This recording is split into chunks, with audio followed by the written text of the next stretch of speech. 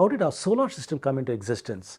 So scientists use the accretion model in physics to talk about our solar system. It happened about 4.6 billion years ago, where some supernova in a nebula triggered the gravitational clumping, triggering the starting of the sun.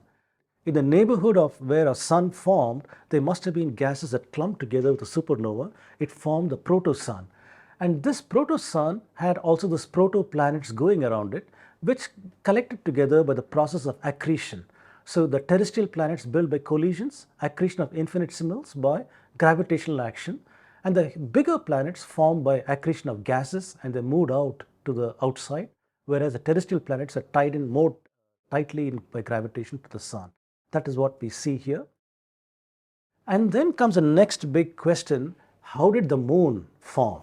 So we have the sun, we have the earth, how did the moon form?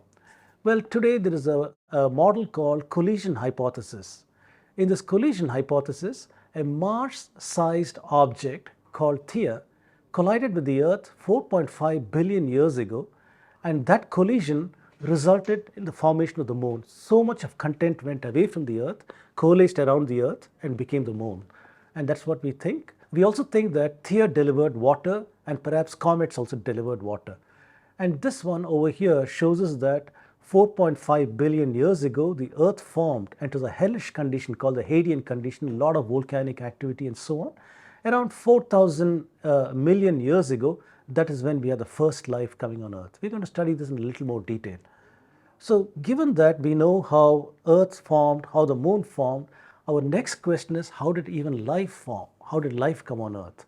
Well, none of us know for sure, right? But there are several biochemistry models over there, and one theory is called the panspermia theory. The panspermia theory says that life came to the Earth from outer space.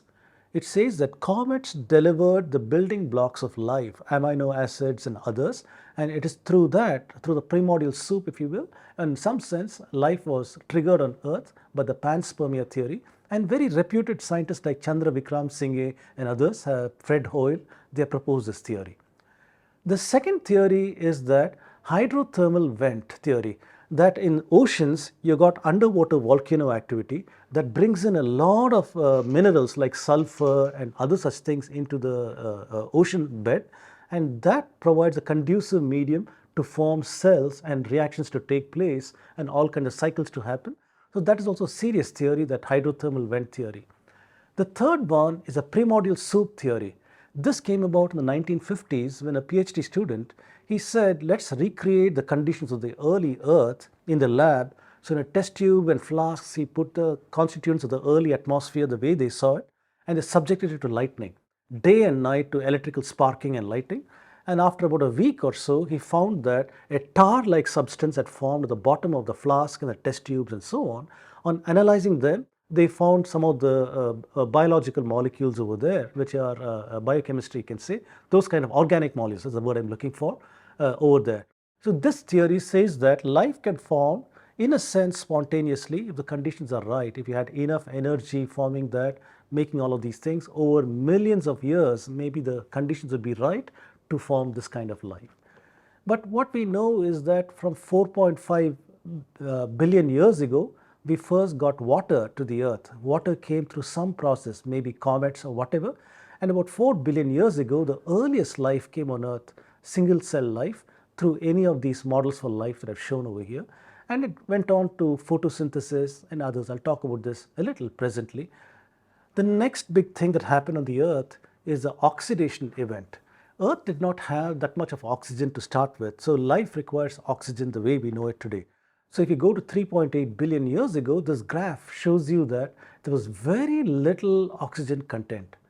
But eventually, because of volcanic activity and other kinds of geological processes, oxygen started getting released into the Earth.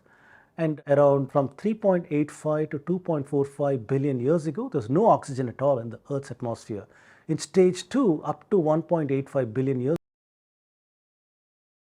go to the atmosphere because the ocean would absorb it almost immediately and the seabed rock. Stage 3, it starts to saturate the oceans. So it gases out, but is absorbed by the land surfaces and the formation of the ozone layer. Stage 4 and stage 5, all the oxygen sinks are filled and the gas is accumulated in the atmosphere, making life conducive for us. As you can see here, for the last 1 billion years or so, we've had enough oxygen. How do we know this? This is from the geological model for oxidation. Even today, we find these kind of fossils which are called stromatolites.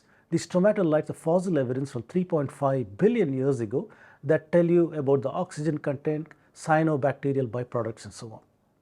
This is the tree of life. So we talked about several things about all kinds of life, how life came about and various mechanisms and so on. So there are scientists today who try to see the roots of life. Some root is here, we don't know. Maybe about 3.8 billion years ago, there's some single-celled organism and root. And we have about 3.22 billion years ago, we are the family of bacteria, a whole lot of bacteria over here. Then 3 billion years ago, we have something called the archaea. Archaea are single-celled organisms that lack a cell nuclei. So this is the family of those things. And we have what we call the eukaryotes. Eukaryotes are organisms whose cells have a nucleus enclosed within a nuclear envelope. Like all of us, our cells have got a nuclear thing. So you can see over here, plants are here and animals come over here, we come somewhere over here as part of this chain. So there are a whole lot of biologists who try to study our relationship to other living creatures, and this is the model they've come with for the tree of life and how life came about on Earth.